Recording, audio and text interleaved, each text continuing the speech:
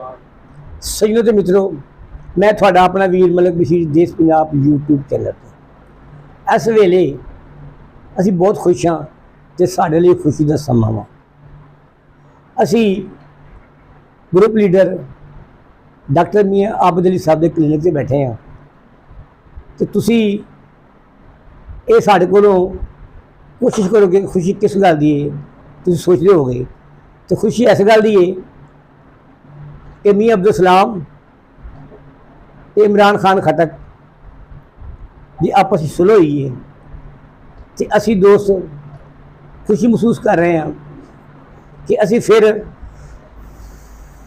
रल मिल के इकट्ठे बैठांगे। इन्हां दे दरम्यान कुछ लोगों ने गलत फहमियां पाइयां सी ते वो दूर हो गई ने ते साडे नाल इस वेले साढ़े ग्रुप लीडर डॉक्टर मियाँ आबद अली साहब भी ने, इमरान खटक भी साहब भी ने, तो मियाँ अब्दुल सलाम साहब भी ने। तो सब तो पहला असी इस सुलह की खुशी के बारे डॉक्टर मियाँ आबद अली साहब को कहांगे कि वो अपने कोई तारीखी जुमले या कोई अपने ऐसे कमेंट्स करन। औज़ु बिल्लाहि मिनश शैतानिर रजीम, बिस्मिल्लाहिर रहमानिर रहीम। हम मशहूर हैं जनाब मियाँ अब्दुल सलाम साहब के और चेयरमैन इमरान खटक साहब के कि उन्होंने हमारी दावत पे लब्बैक कहा और आपस में जो भी गिले शिकवे थे उन्हें गैर मशरूत तौर पे ख़त्म करने का ऐलान किया और इसके बाद हमें चरगे से ज़ियाफ़त करवाई। इंशाअल्लाह उम्मीद है कि आइंदा ये दोनों ग्रुप आपस में प्यार मोहब्बत और इत्तेफाक से रहेंगे। इस शेर से मैं इख्ताम करता हूँ, तुम ऐसा करना कि कोई जुगनू कोई सितारा संभाल रखना, मेरे अंधेरों की फ़िक्र छोड़ो, बस अपने घर का ख्याल रखना। हम वो हैं कि जो जलाते हैं अंधेरों में चिराग, उनकी साजिश है कि ज़माने में यूँ ही रात रहे। वाखिर दावाना अनिल हम्दुलिल्लाह रब्बिल आलमीन। हुण असीं इमरान खटक साहब ने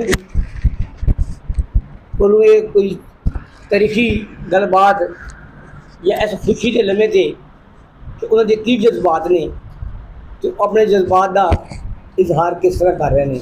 तो जी इमरान खटक साहब देखो जी, बड़ी खुशी हुई है जी अपने मलक साहब और डॉक्टर अपने लीडर ग्रुप डॉक्टर मियाँ आबद साहब और मेरे भाई मियाँ सलाम साहब, इन्हां दे दरमियान जो मेरे इन्हां दे मामलात सीगे इन्होंने क्लीयर कराए।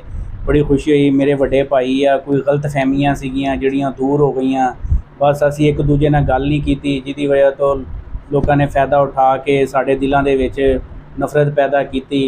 लेकिन मेरे वड्डे भाई अगे पहले भी सीगे, हुण भी हैगे मेरे वड्डे भाई, और मैं इंशाअल्लाह इन्हां दी इज़्ज़त करदा रहांगा और हमेशा इन्हां दी इज़्ज़त मेरे दिल दे विच हैगी आ। ये मेरे वड्डे भाई है कि मियाँ सलाम साहब। ये खुशी का समा वा तो इस मौके पर मैं आखांगा हयात लेके चलो, कैनात लेके चलो, चलो तो सारे ज़माने को साथ लेके चलो।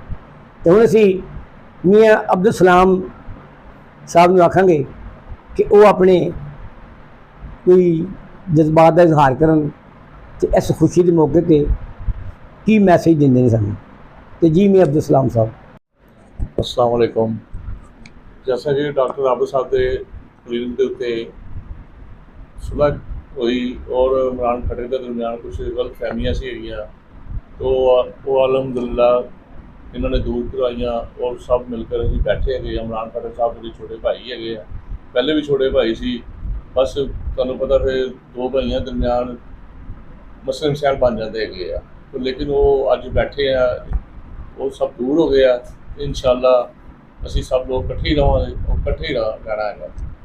और डॉक्टर आबद साहब भी साढ़े बहुत अच्छे दोस्त भी है, भाई भी है, लेकिन उन्होंने सानू हर तरह गल मननी पई।